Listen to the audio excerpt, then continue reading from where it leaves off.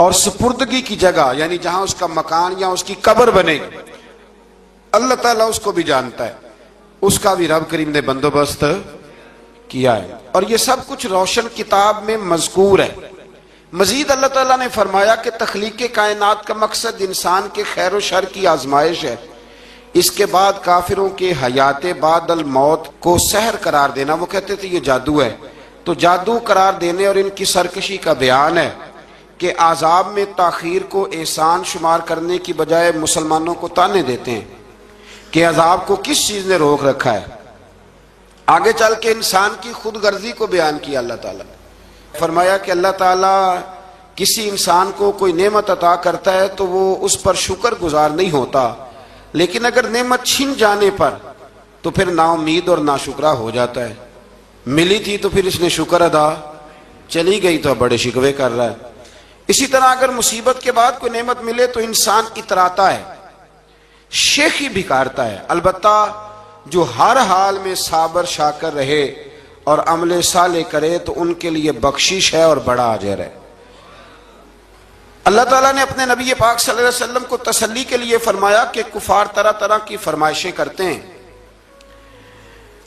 کہتے ہیں کہ آپ پر کوئی خزانہ کیوں نازل نہیں کیا گیا، آپ اور آپ کے صحابہ غربت میں وقت گزارتے ہیں تو معاذ اللہ یہ وہ طعنہ دیتے تھے کہ کوئی خزانہ کیوں نہیں نازل کیا گیا، اور آپ کی تائید کے لیے فرشتہ کیوں نہ اترا۔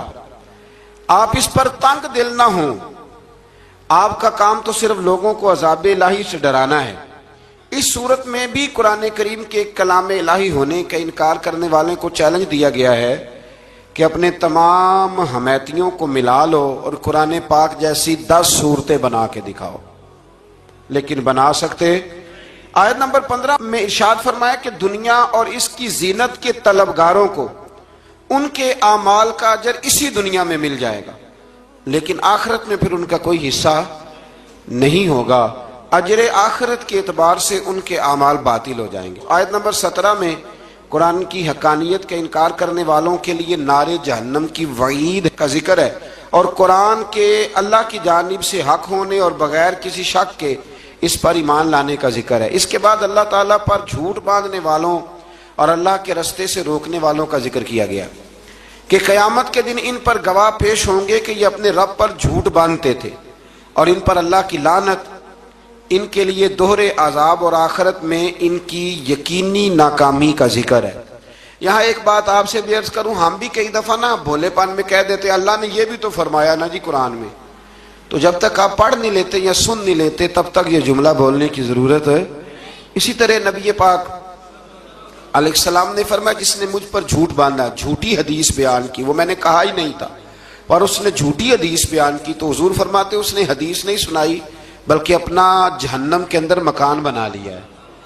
تو قرآن و سنت کے معاملے میں جس چیز کا علم نہ ہو، جس کی پوری خبر نہ ہو، آپ اس کے حوالے سے کوئی بات کر سکتے؟ احتیاط کریں، بہت احتیاط کریں۔ آیت نمبر 23 میں بتایا کہ جو ایمان لائے اور جنہوں نے نیک کام کیے اور اپنے رب کے حضور عاجزی کی تو یہ لوگ ہمیشہ جنت میں رہیں گے۔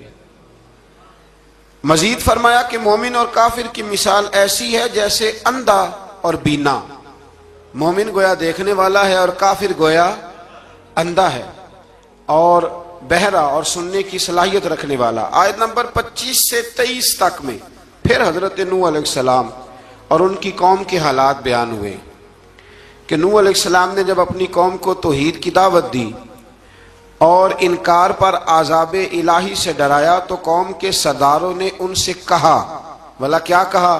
کہنے لگے آپ تو ہم جیسے بشر ہیں، تو ہماری طرح ہی ہیں آپ، اور آپ کے پیروکار پسماندہ یعنی غریب لوگ ہیں اور کم عقل لوگ ہیں، ہماری رائے میں آپ کو معاذ اللہ ہم پر کوئی فضیلت حاصل نہیں، بلکہ معاذ اللہ ثم معاذ اللہ۔ کہنے لگے آپ تو جھوٹے ہیں، اللہ کے نبی کو کہہ رہے ہیں معاذ اللہ، استغفر اللہ۔ نوح علیہ السلام نے جواب دیا کہ میں اپنے رب کی جانب سے واضح دلیل رکھتا ہوں اور اس نے مجھے رحمت سے نوازا ہے، لیکن تم میرے مقام کو سمجھنے کی صلاحیت نہیں رکھتے، تم اتنی صلاحیت رکھتے نہیں ہو اور پھر ارشاد فرمایا کہ میں تم سے دعوت حق کے صلے میں کسی اجر کا طلبگار نہیں ہوں، اور نہ ہی میں اہل ایمان کو اپنے پاس سے دھتکارنے والا ہوں، اور میں نے یہ دعویٰ بھی نہیں کیا کہ میرے پاس اللہ کے خزانے ہیں، اور نہ میں از خود غیب جاننے والا ہوں، اور نہ ہی میں یہ کہتا ہوں کہ میں فرشتہ ہوں، نہ میں یہ کہتا ہوں کہ جن لوگوں کو تم اپنی نظروں میں حقیر جانتے ہو اللہ انہیں خیر سے نہیں نوازے گا۔ فرمایا یہ ٹھیک ہے کہ اللہ بشروں میں سے رسول بناتا ہے، پر جسے بناتا ہے پھر اسے بڑی شانیں عطا فرماتا ہے۔ پہلے دن سے انسان کا یہ مسئلہ ہے، پہلے دن سے انسان کا یہ مسئلہ ہے کہ وہ کہتا ہے میں انسان سے ہدایت حاصل کروں، لیکن رب نے بھی قانون بنایا ہے کہ اللہ تبارک و تعالیٰ بندے پر ہی وحی فرماتا ہے، فرشتوں اور جنوں کو اللہ نے اس منصب کے لیے منتخب نہیں فرمایا۔ قوم نوح نے کہا کہ آپ نے ہم سے بہت بحث کی معاذ اللہ، پس جس عذاب سے آپ ہمیں ڈرا رہے ہیں وہ لے آئیے۔ تو نوح علیہ السلام نے کہا کہ اللہ چاہے گا تو تم پر عذاب بھی آ جائے گا۔ آیت نمبر 37 سے 47 میں بتایا کہ اللہ تعالیٰ کی طرف سے نوح علیہ السلام کو حکم ہوا کہ ہماری نگرانی میں اور ہماری وحی کے مطابق آپ کشتی بنائیے، اور ظالموں کے بارے میں ہم سے کوئی بات نہ کریں۔ حضرت نوح کی خواہش تھی کہ یا اللہ انہیں بھی معاف کر دے، فرمایا یہ ظالم ہے تو میرے نبی ان کے بارے میں مجھ سے کوئی بات نہ کریں، وہ ضرور غرق ہو جائیں گے۔ پھر وہ کشتی بنانے لگے، اور جب ان کی قوم کے سردار ان کے پاس سے گزرتے تو ان کا مذاق اڑاتے۔ یہ آپ کیا کر رہے ہیں؟ آج بھی وزیر مشیر بڑے بڑے لوگ اللہ ماشاءاللہ دینداروں کا مذاق اڑاتے نہیں؟ اڑاتے ہیں کہ نہیں اڑاتے مذاق؟ یہ کن کا طریقہ ہے؟ یہ تو قرآن مجید کہہ رہا ہے کہ حضرت نوح کی قوم جو کافر تھی ان کا طریقہ ہے اہل ایمان کا مذاق اڑانا۔ تو وہ مذاق اڑانے لگے۔ نوح علیہ السلام نے کہا کہ وہ وقت آنے والا ہے کہ جب تمہارا مذاق اڑایا جائے گا اور تمہیں پتہ چل جائے گا کہ رسوا کن عذاب کس پر آئے گا۔ اللہ تعالیٰ نے فرمایا جب ہمارا حکم عذاب آ پہنچا اور تندور ابلنے لگا، تندور سے آگ نکلا کرتی ہے، پانی نہیں نکلا کرتا، پر نوح علیہ السلام کی قوم پر جب عذاب آیا تو پانی تندور سے نکلا، تندور سے اللہ نے پانی نکالا، جہاں سے پانی نکلا نہیں کرتا، تندور ابلنے لگا۔ اللہ اکبر۔ تو اللہ تبارک و تعالیٰ نے فرمایا تو ہم نے نوح علیہ السلام سے کہا کہ آپ خود اور اپنے گھر والوں کے ساتھ اس کشتی میں سوار ہو جائیں، اور اہل ایمان کو بھی سوار کر لیں، اور ہر چیز کے جوڑے یعنی نر اور مادہ کو سوار کر لیں۔ اور ان کے ساتھ ایمان والے بہت کام تھے۔ حضرت نوح علیہ السلام دعائیں پڑھتے ہوئے سوار ہو گئے۔ پھر کیا ہوا؟ کشتی انہیں پہاڑوں جیسی موجوں میں لے جا رہی تھی کہ نوح علیہ السلام الگ کھڑے ہوئے اپنے بیٹے سے فرمانے لگے یا بیٹے ہمارے ساتھ کشتی میں سوار ہو جا اور کافروں کے ساتھ نہ رہو۔ اس نے یعنی نوح علیہ السلام کے بیٹے نے کہا کہ میں آپ کے ساتھ نہیں بیٹھوں گا، ابھی کوئی پہاڑ آئے گا تو میں پہاڑ کی پناہ لے لوں گا۔ اگر کسی نیک آدمی کا بیٹا کبھی غلط نکل آئے تو اس کا مطلب یہ نہیں کہ اس نے تربیت ٹھیک نہیں کی، ہاں یہ اعتراض چھوڑ دیں، اس لیے کہ نوح علیہ السلام کا بیٹا کافر ہو گیا۔ اور جب سیلاب نظر آیا تو اس سے کہا کہ آجا سوار ہو جا، تو کہنے لگا میں نہیں بیٹھوں گا، میں تو کسی پہاڑ کی پناہ لے لوں گا اور میں اس کے اندر چھپ جاؤں گا اور وہ پہاڑ مجھے پانی سے بچا لے گا۔ نوح علیہ السلام نے کہا آج اللہ کے حکم کے سوا کوئی بچانے والا نہیں ہے سوائے اس کے جس پر اللہ رحم فرمائے۔ پھر ان دونوں کے درمیان موج حائل ہو گئی، ایسے ایک موج اٹھی اور حضرت نوح کا بیٹا ڈوب گیا۔ اور جب حضرت نوح کا بیٹا ڈوبا اللہ کی طرف سے حکم ہوا اے زمین اپنا پانی نگل لے، اے آسمان تھم جا، پانی خشک ہو گیا، اللہ کا فیصلہ نافذ ہو گیا اور کشتی کوہ جودی پر ٹھہر گئی۔ نوح علیہ السلام نے اللہ سے التجا کی کیا میرے پروردگار میرا بیٹا اور میرے اہل سے ہے اور تیرا وعدہ سچا ہے کہ تو میرے اہل کو بچا لے گا۔ اللہ نے فرمایا نوح وہ آپ کے اہل میں سے ہے ہی نہیں، وہ آپ کے اہل میں سے ہے ہی نہیں۔ اہل میں سے وہ ہوگا جو آپ کے طریقے پہ چلے گا، جو طریقے پہ نہ چلے وہ نسل میں سے ہے ہی نہیں، وہ ختم ہو گئی بات۔ اللہ اکبر۔ اس کے اعمال ٹھیک نہیں، جس بات کی حقیقت کا آپ کو معلوم نہ ہو اس کے بارے میں سوال نہ کریں۔ تو نوح علیہ السلام نے اللہ تعالیٰ سے اپنی اس اجتہادی خطا پر مغفرت اور رحم کی دعا کی۔ پھر طوفان نوح تھم جانے کے بعد وہ سلامتی کے ساتھ اتر گئے۔ اجتہادی خطا میں نے ایک لفظ بولا ہے، یہ اجتہادی خطا کا مطلب یہ ہے کہ بعض اوقات انبیاء سے ایسی باتیں سرزد ہو جاتی ہیں کہ جو تعلیم امت کے لیے ضروری ہوتی ہیں، تاکہ لوگوں کو پتہ چل جائے کہ اللہ کی بارگاہ میں توبہ کیسے کرنی۔ اگر وہ لوگ توبہ نہ کرتے تو ہمیں توبہ کے طریقے سمجھ میں، یعنی ان سے اجتہادی خطا ہو گئی، کہنے میں کرنے میں کوئی ایسی بات ہو گئی جو بظاہر اللہ تعالیٰ کی رضا والی، تو فوراً معافی مانگ لیتے تھے۔ لیکن اب امتی اٹھ کے کہے کہ نبی گناہ گار ہے، معاذ اللہ۔ حضرت آدم نے دعا مانگی تھی نا، ربنا ظلمنا انفسنا، اے اللہ ہم نے اپنی جانوں پر ظلم کیا، انہوں نے کہا تھا۔ تو اگر کوئی بندہ حضرت آدم کو ظالم کہے گا تو کافر ہو جائے گا، تو اگر وہ کہے کہ وہ تو خود کہہ رہے ہیں، ایک بندہ اڑ جاتا ہے، کہتے ہیں تو خود کہہ رہے ربنا ظلمنا، تو خدا کے بندے وہ اللہ کے نبی ہیں، وہ رب سے کہہ رہے ہیں، وہ عاجزی کے طور پر کہہ رہے ہیں۔ کچھ لوگ اڑ جاتے کہتے ہیں خود حضور نے کہا ہے جی انا بشر مثلکم، میں تمہاری طرح کا بشر ہوں، خود نبی پاک نے کہا ہے۔ عجیب بیوقوف بندے ہو، نبی کریم تو کہہ سکتے ہیں پر امتی اٹھ کے نہیں کہہ سکتا۔ اس نے تو کہنا ہے وہ حبیب اللہ ہے، اس نے تو کہنا ہے وہ قیامت میں شفاعت کرنے والے ہیں، امتی نے تو کہنا ہے وہ سارے نبیوں کے سردار ہیں، وہ امام الانبیاء ہیں۔ امتی وہ لفظ ادا کرے گا جو اس کے بنتے ہیں۔ اب کوئی بندہ اٹھ کے کہہ دے، دیکھے نا ایک بہت بڑا عالم تقریر کرتے ہوئے کہے جی میں تو ان پڑھ آدمی ہوں، تو اس کا شاگرد کہے کہ استاد جی قسم اٹھائے ہاں آپ نے تقریر میں کہا نہیں میں ان پڑھ ہوں، آپ تو ان پڑھ ہے، تو یہ بات ادب ہے کہ بے ادبی ہے؟ چلیں اس سے آگے چلتے ہیں، یہ بھی ذرا مشکل سے سمجھ میں آئے گی۔ ایک اور بات جو جلدی سمجھ میں آ جائے گی، ایم این اے جب اعلان کرتا ہے، تقریر کرتا ہے، الیکشن لڑتا ہے، تو کہتا نہیں میں قوم کا خادم ہوں، کہتے ہیں نا کہ میں قوم کا خادم سے آپ کیا کچھ کراتے ہو؟ سارے کام کراتے ہیں نا۔ خادم کو بندہ یہ بھی کہہ لیتا ہے کہ ذرا جھاڑو دے دے گلی میں، کہتے ہو کہ نہیں کہتے؟ تو اس نے بھی تو سپیکر میں کہا میں خادم ہوں، کہو اس سے کہ جھاڑو دے گلی میں آ کے، پھر پتہ کیا حال ہوگا؟ جھاڑو تو نہیں آئے گا اور ہو سکتا ہے کچھ ہے آ جائے۔ تو اس لیے اب کوئی بندہ کہے جی انہوں نے خود کہا ہے، تو ایک کچھ پوری جماعت ہے لوگوں کی جو بات کو سمجھتی نہیں، کہتے ہیں خود کہا ہے میں بشر ہوں، انہوں نے خود کہا میں غیب نہیں جانتا، انہوں نے خود کہا میرے پاس خزانہ کوئی نہیں، انہوں نے خود کہا میرے پاس کوئی شے نہیں۔ تو اس لیے آپ سمجھیں کسی کے لفظوں پر اگر آپ گرا لگا کے بیٹھیں گے تو پھر اس سے بے ادبی ہوگی۔ تو نوح علیہ السلام نے اللہ سے اپنی اجتہادی خطا کی معافی مانگی۔ اب حضرت نوح کو کوئی خطا کار کہے گا تو بہت بڑا مجرم بن جائے گا، اس لیے کہ وہ اللہ کے نبی ہیں۔ آیت نمبر 50 میں قوم عاد کا ذکر ہے، اور ان کی طرف دعوت توحید دینے کے لیے اللہ تعالیٰ نے حضرت ہود علیہ السلام کو بھیجا۔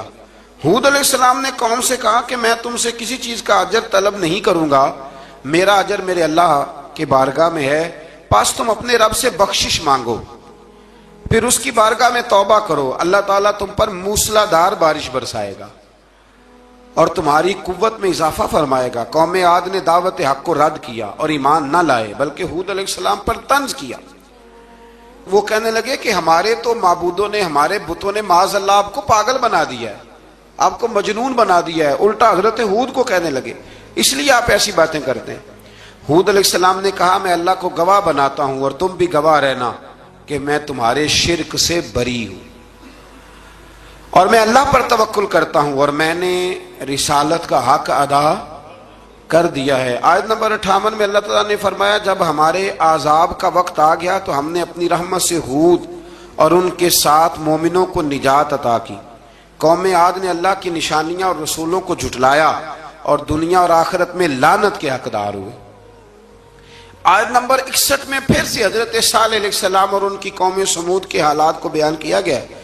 حضرت صالح نے کہا ہے میری قوم اللہ وحدہ لا شریک کی عبادت کرو، اس سے بخشش طلب کرو، اس کی بارگاہ میں توبہ کرو، اس نے تمہیں زمین سے پیدا کیا ہے، اس پر آباد کیا ہے۔ جواب دیا ہے صالح ہمارے آباء و اجداد کے معبودوں کی عبادت کو روکنے سے پہلے ہمیں آپ سے بڑی امیدیں تھیں، اور اب آپ ہمیں روکنے لگ گئے ہیں باپ دادا کے دین سے، لیکن اب ہمیں آپ کی دعوت کے بارے میں شکوک ہیں۔ صالح علیہ السلام نے اپنی قوم سے کہا کہ یہ اللہ کی اونٹنی ہے اور یہ تمہارے لیے نشانی ہے، اسے چرنے کے لیے آزاد چھوڑ دو اور اسے تکلیف نہ دینا۔ اللہ اکبر، ورنہ تمہیں عذاب پہنچے گا۔ انہوں نے اونٹنی کی کونچیں کاٹ ڈالی۔ صالح علیہ السلام نے کہا تم صرف 3 دن اپنے گھروں میں مزے اٹھا لو، 3 दिन, फिर अल्लाह का यकीनी अजाब आएगा। फिर एक चिंगाड़ ने उनको आ दबोचा, वो अपने घरों में घुटनों के बल ऊंधे पड़े रह गए। सिर्फ सालेह अलैहिस्सलाम उनके साथ अहले ईमान इस अजाब से बचे। ये 3 कौमों का जिक्र हो गया, नूह अलैहिस्सलाम की कौम का भी, हूद अलैहिस्सलाम की कौम का भी और हजरत सालेह। आगे अल्लाह तबारक व तआला ने आयत नंबर 69 में इस बात का बयान फरमाया कि हजरत इब्राहीम अलैहिस्सलाम के पास फरिश्ते बशरी शक्ल में आए, इंसानी शक्ल में। उन्होंने अजनबी मेहमानों के लिए बछड़े का भुना हुआ गोश्त तैयार कराया। आप यकीन करें, कुछ बातें लोग ऐसी बयान करते हैं कि जिनको ना सुन के बंदे का दिल करता है कि इस बंदे को बताएं कि यार यहाँ तो दीन सारा पढ़। एक साहब मुझे कहने लगे, जी मैं एक पीर साहब के पास गया था तो बड़ी मुरगन गिजाएं थी, उन्होंने मेरी बड़ी खिदमत की पर मुझे नहीं अच्छा लगा, पीरों को चाहिए सादी रोटी रखें। मैं कह तू पीरा वास्ते लिस्ट बना खा, उन्होंने किस तरह का होना चाहिए। ये बहुत बड़ी मुसीबत है। अगर आप सादा खाना खिला दें तब भी एतराज है, अच्छा खिला दें कहते रौला है, कोई पीर चोखे मालदार, दोनों तरफ से मसला। तो कहने लगा जी नहीं पीरों का क्या काम है, वो कड़ाइयाँ और वो सारे। तो फिर मैंने उन्हें कहा कि आप इस तरह करें, घर जाके ना तो 12वें सिपारे की तिलावत करें। हजरत इब्राहीम ने अपने मेहमानों के लिए भुना हुआ खाना तैयार फरमाया था। तो आप क्या कहेंगे कि हजरत इब्राहीम दरवेश नहीं थे? अजीब बात है भाई, आप हर बात में अड़ जाते हैं। दीन हमने वो लेना है जो अल्लाह का कुरान हमें देता है और रसूलुल्लाह की हदीस हमें देती है। जब उन्होंने देखा कि मेहमान खाने की तरफ हाथ नहीं बढ़ा रहे तो उनको डर महसूस हुआ हजरत इब्राहीम को। फरिश्तों ने कहा कि हमें कौम लूत अलैहिस्सलाम के आजाब के लिए भेजा गया है।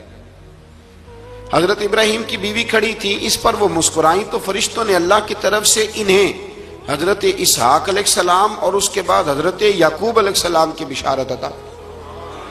इसहाक अलैहिस्सलाम हजरत इब्राहीम के बेटे हैं और याकूब अलैहिस्सलाम पोते हैं, और याकूब अलैहिस्सलाम के बेटे यूसुफ अलैहिस्सलाम। हाँ, अल्लाह अगर चाहे तो 7 नस्लों में नबुव्वत रख देता है अगर उसकी मंशा हो। तो हजरत याकूब की बिशारत दी। उन्होंने हैरत से कहा कि हम दोनों मियाँ बीवी तो बूढ़े हैं, इस उम्र में औलाद कैसे होगी? तो फरिश्तों ने जवाब दिया, ए इब्राहीम के घर वालों, तुम पर अल्लाह की रहमतें और बरकतें हों। अल्लाह की कुदरत पर तुम्हें क्यों ताज्जुब है?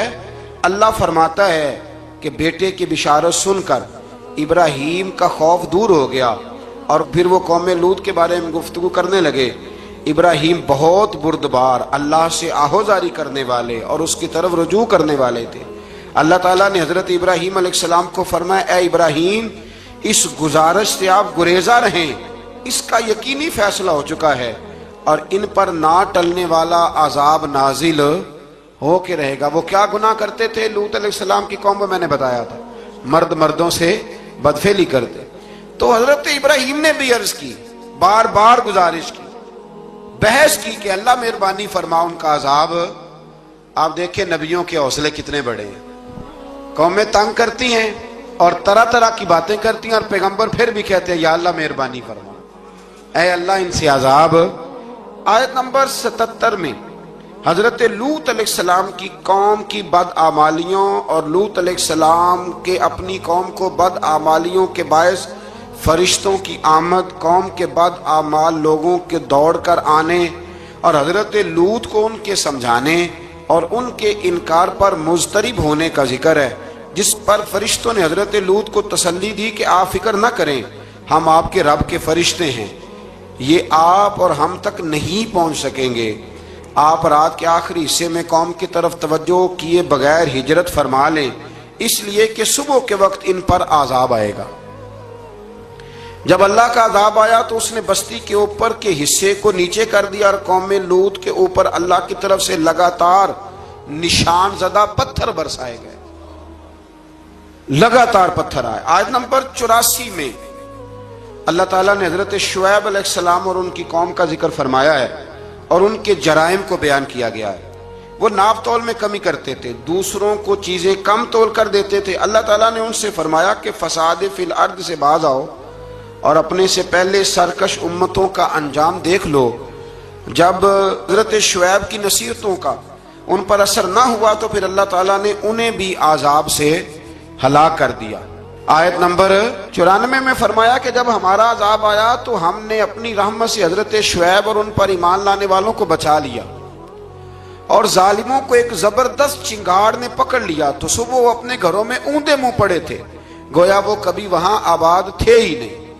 آیت نمبر 96 میں حضرت موسیٰ علیہ السلام کو عطا کیے جانے والے 9 معجزات کا ذکر ہے۔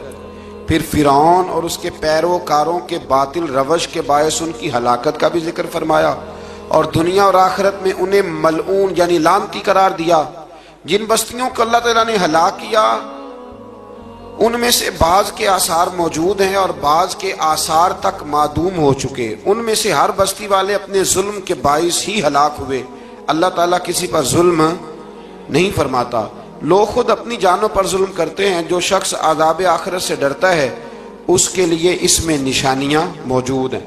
آیت نمبر 106 سے اللہ تعالیٰ نے انجام کے اعتبار سے لوگوں کی 2 قسمیں بیان کی، 2 قسمیں فرمایا، ایک ہیں سعادت مند لوگ اور دوسرے ہیں بدبخت۔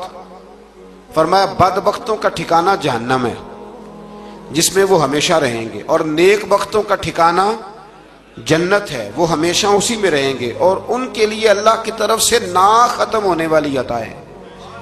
آیت نمبر 110 میں حضور صلی اللہ علیہ وسلم کو تسلی دی گئی کہ جس طرح یہ لوگ قرآن کے بارے میں اختلاف کرتے ہیں، اسی طرح قوم موسیٰ نے تورات کے بارے میں بھی اختلاف کیا تھا، اور اللہ نے ان کے اعمال کا پورا بدلہ انہیں دیا۔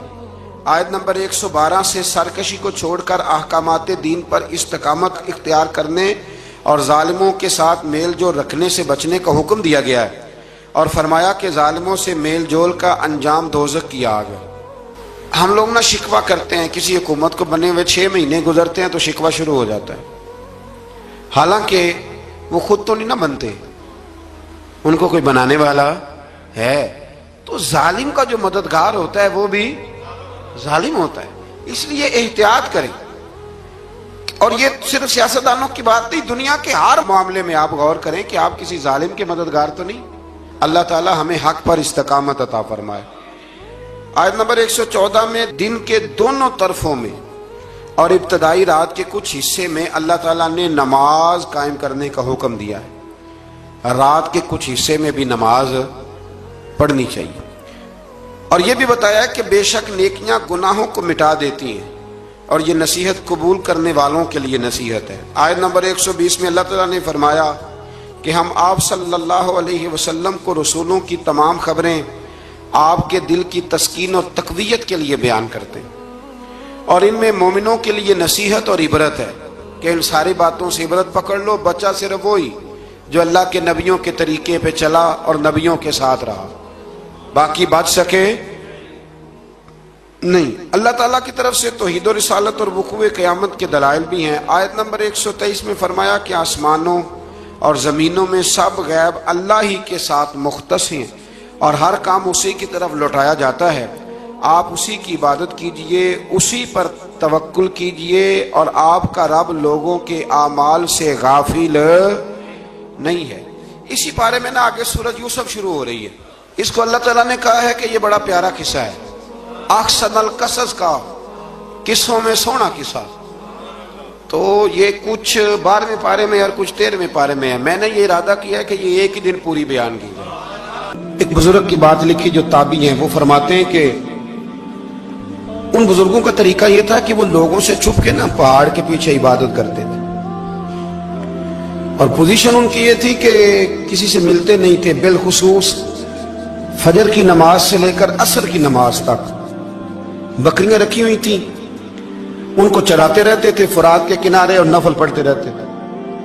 اس وقت کو ملنے بھی نہیں آتا تھا۔ ایک شخص بڑی دور سے ان کی شہرت سن کے آیا، میں نے تو ملنا ہے۔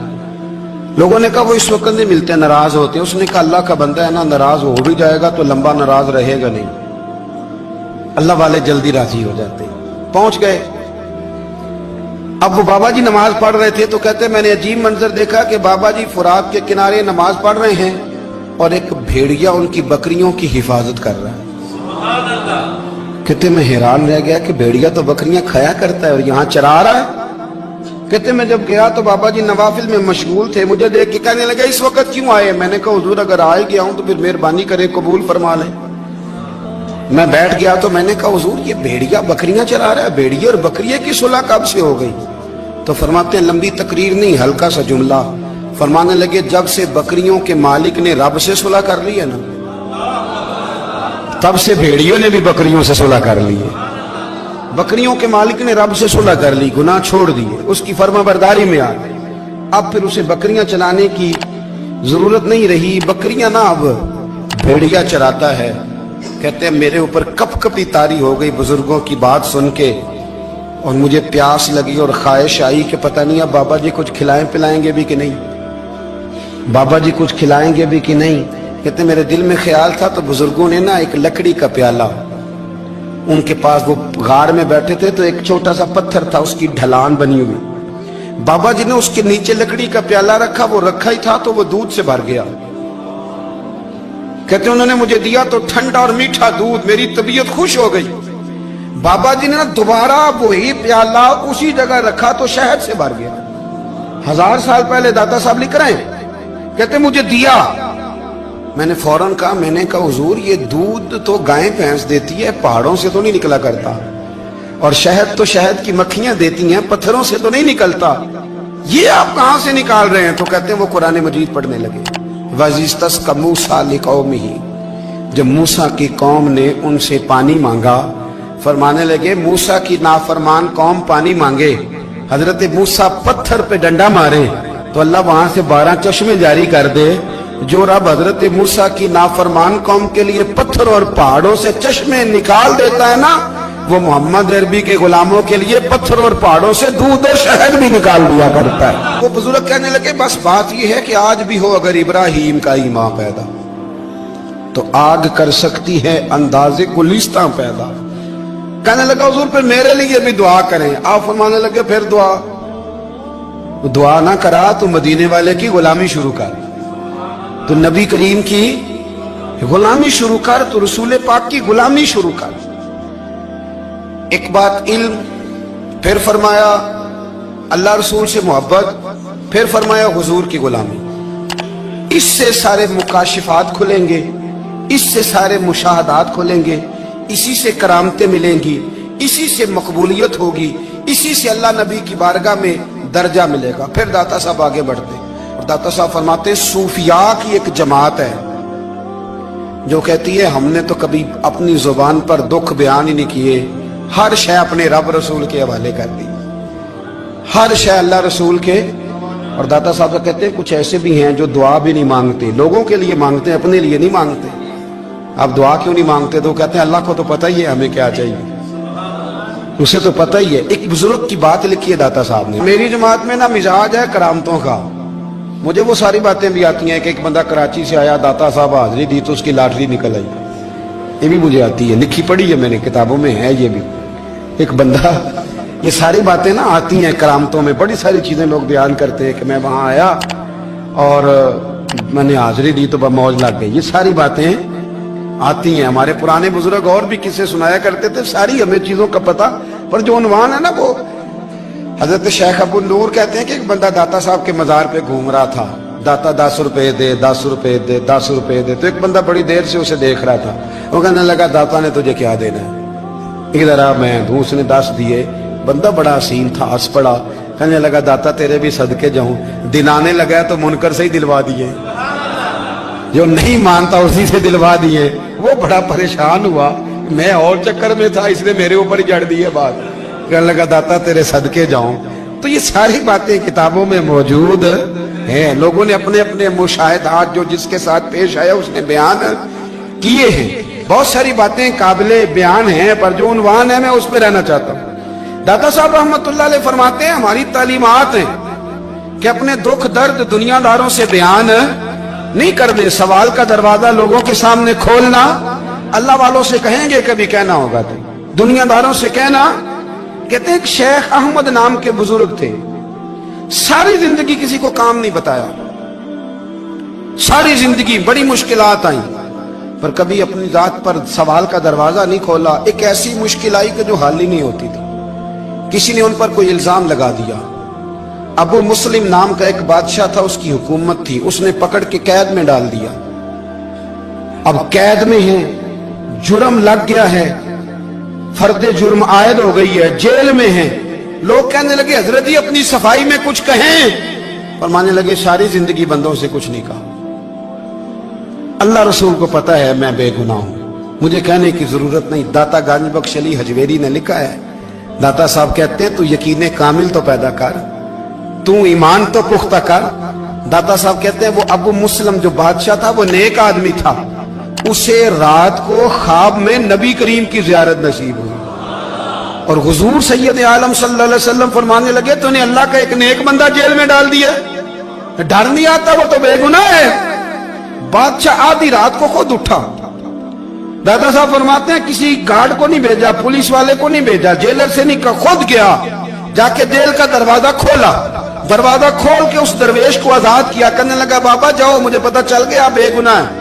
बाबा जी सलाम करके जाने लगे तो बादशाह फिर आगे आया, हाथ बांधे, हाथ चूमे, कहने लगा हुजूर आप बड़े नेक हैं, मेरे लिए कोई हुक्म हो तो बताइएगा, मेरे लायक को खिदमत हो तो बताइएगा। तो शेख अहमद फरमाने लगे तुझे अभी भी समझ नहीं आई, तुझे अभी भी नहीं समझ आई। कहने लगा हुजूर क्या?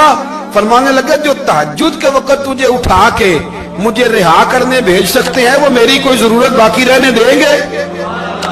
मुझे कोई जरूरत पड़ेगी किसी और को कहने की? जो तहज्जुद के वक्त तुझे उठा के भेजते हैं कि जा खोल जाके दरवाजा, वो जरूरत रखेंगे? मेरी जरूरत मुझे रहेगी कि मैं तुझे और कोई काम, अभी भी तुझे समझ नहीं आई? तो दाता अली अजमेरी रहमतुल्लाह अलैह फरमाते हैं असल में हमारी तबीयत है, हमने बंदों से दिल लगा लिया है, दिल अल्लाह रसूल से लगाओ। किसी बंदे से लगाना तो उससे लगाओ जो अल्लाह वाला हो।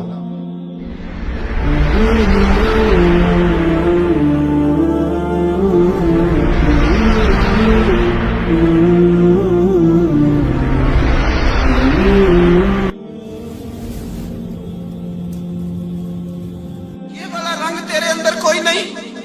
अबू सुफियान आए उन दिनों जिन दिनों हालात बड़े कठिन थे, इख्तलाफ शिद्दत का था। अबू सुफियान आए हुजूर की बारगाह में। आए किस लिए? मक्के में कहत पड़ गया है, बारिश नहीं होती। उधर उस समामा बिन असाल यमामा कबीले के सरबराह कलमा पढ़ के मुसलमान हो गए।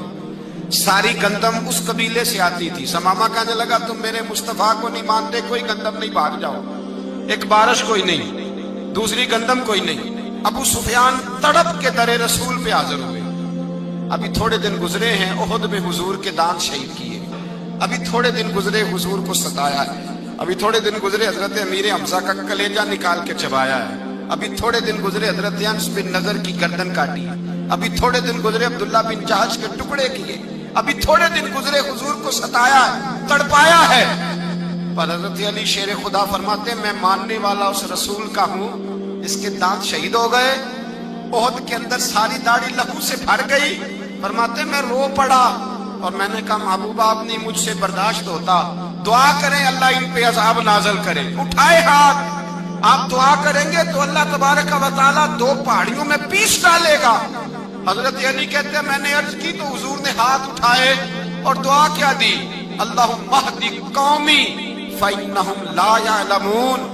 ऐ अल्लाह मेरी कौम को हिदायत दे दे, ये जानते नहीं ये क्या कर रहे हैं। अल्लाह इन्हें हिदायत दे। ये इखलाक असला का मेयार। थोड़े दिन पहले हुजूर के साथ ये रवैया। अबू सुफियान अब बेहाल हो गए, बच्चे भूख से मरने लगे, जानवर प्यास से मरने लगे। अबू सुफियान छुपता छुपाता कहने लगा चारा कोई नहीं, मुस्तफा के पास जाना ही पड़ेगा। अबू सुफियान मदीने पहुंच गए। जब पहुंचे ना तो अबू सुफियान की अपनी साहिबजादी हजरत उम्मे हबीबा उम्मुल मोमिनीन थी, रसूलुल्लाह की ज़ौजा थी। अबू सुफियान जब आए तो हजरत उम्मे हबीबा के पास सीधे उनके घर गए बेटी से मिलने। हुजूर का बिस्तर बिछा हुआ था। हजरत उम्मे हबीबा हुजूर की ज़ौजा उम्मुल मोमिनीन बिस्तर बिछा है। अबू सुफियान बैठने लगे। जनाब उम्मे हबीबा कहने लगी अब्बा जी ठहर जाएं। वो ठहरे तो बिस्तर समेट दिया। कहने लगे बेटी शायद तेरे घर में कोई कीमती बिस्तर नहीं, गुर्बत छुपाने के लिए बिस्तर समेट रही हो। जनाब उम्मे हबीबा कहने लगी अब्बा तू मुसलमान नहीं ना हुआ, अभी तेरी सोच काफिरों जैसी है। तू यहाँ आके खड़ा हो ना जहाँ मैं खड़ी हूँ, फिर तुझे रसूलुल्लाह की मोहब्बत के रंग का पता चले। तू अभी खड़ा वहां है जहाँ तुझे कुफर ही कुफर सुनाई और सुझाई देता है। बिस्तर इसलिए नहीं समेटा कि माज अल्लाह कम कीमत था, मैंने इसलिए समेटा है कि तू नजस है, नापाक है, अभी कलमा नहीं पढ़ता। और ये उस रसूल का बिस्तर है कि जो बिस्तर में मौजूद होते हैं तो जिब्रील अमीन कुरान लेके तशरीफ ले आते हैं। वजूद इस काबिल नहीं कि यहां बिठाया जाए। नबी पाक सल्लल्लाहु अलैहि वसल्लम की बारगाह तक अबू सुफियान आए।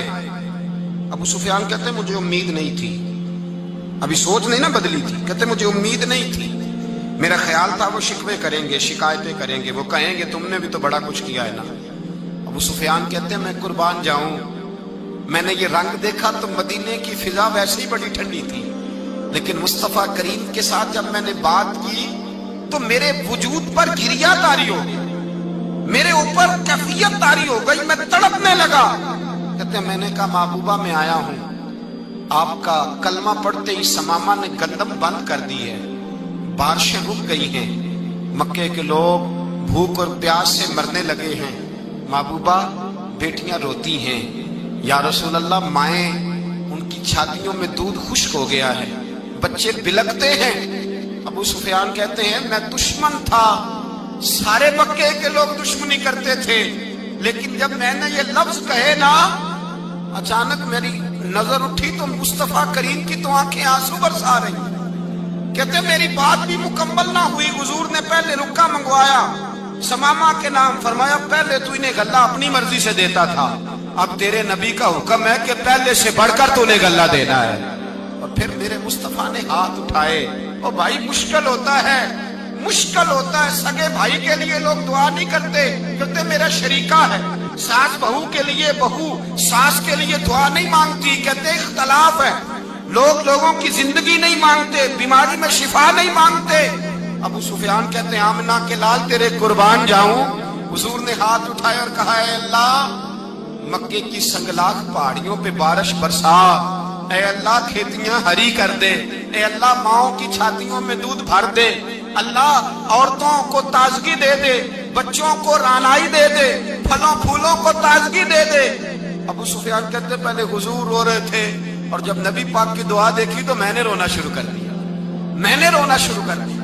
कहते वापस आया तो वो एहसास कि यार ये मैं किस शख्स से मिल के आया हूँ, ये किस किस्म के आदमी से मिल के आया हूँ, ये कैसा रंग है, ये किस किस्म का अंदाज है कि जिसको मैं पत्थर मारता रहा वो मेरे लिए दुआएं लेके बैठा हुआ है, जिसको सारी जिंदगी सताया है वो मेरे बच्चे के लिए रोता है, मेरी बेटी के लिए उसकी आंख में आंसू है, वो हमारे लिए तड़प रहे हैं।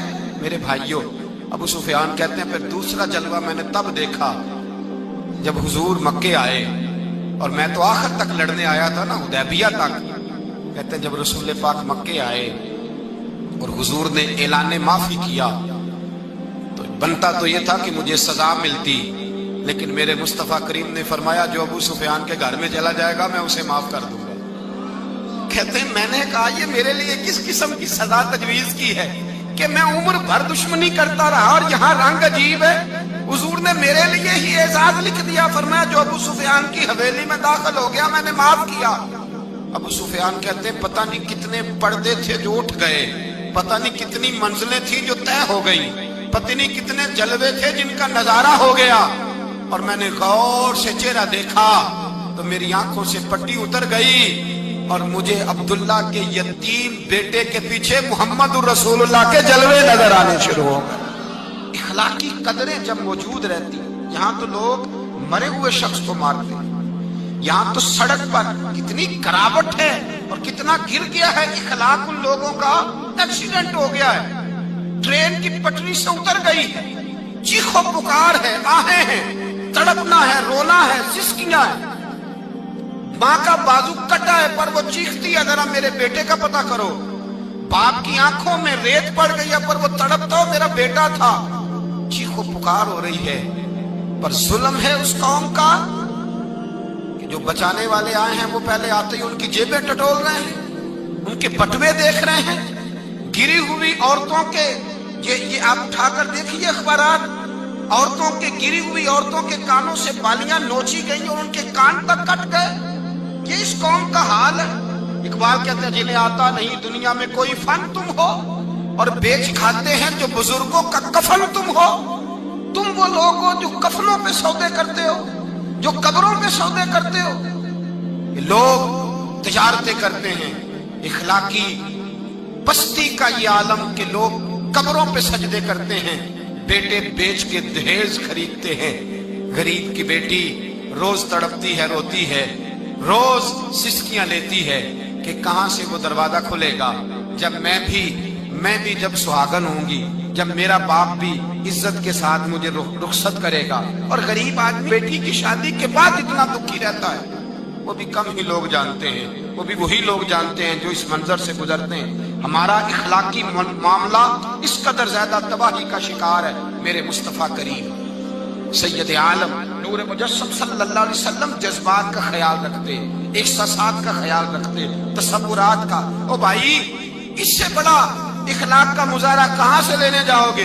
कि आमना के लाल फरमाते हैं, मेरा दिल करता है नमाज लंबी पढ़ाऊं, नमाज अल्लाह की नमाज, दिल करता है लंबी नमाज पढ़ाऊं, मैं लंबी लंबी सूरतें तिलावत करूं, मैं खुल के रब करीम का कुरान पढ़ूं, मैं अल्लाह तबारक व तआला के कुरान मजीद के जायकों में खो जाऊं। लेकिन हुजूर फरमाते हैं, नमाज में किसी बच्चे के रोने की आवाज आती है, किसी बूढ़े की हाय की आवाज आती है, किसी बीमार आदमी की हाय की आवाज आती है। नबी पाक फरमाते हैं, मैं अल्लाह की नमाज छोटी कर देता हूं, अल्लाह के बंदों का ख्याल करता हूं। मैं रब की नमाज छोटी कर देता हूं, रब करीम के बंदों का ख्याल करता हूं। खुदा के बंदे तो हैं हजारों, बनू में फिरते हैं मारे मारे, मैं उसका बंदा बनूंगा जिसको खुदा के बंदों से। मेरे हबीब करीम सैयद आलम सल्लल्लाहु अलैहि वसल्लम ने फरमाया, अल्लाह करीम ने बंदे को, मखलूक को पैदा करने से पहले जो तहरीर सबसे पहले लिखी थी ना, अल्लाह ने अपने पास जो जुमले सबसे पहले लिखे थे बंदे बनाने से भी पहले, वो फिक्र ये थे कि इन्ना रहमती सबकत अला गज़बी। रब करीम ने लिखा था, बेशक मेरी रहमत ज्यादा है, मेरा गजब ज्यादा नहीं है। उसने लिखा था कि मेरी रहमत हमेशा मेरे गजब पर गालिब रहेगी।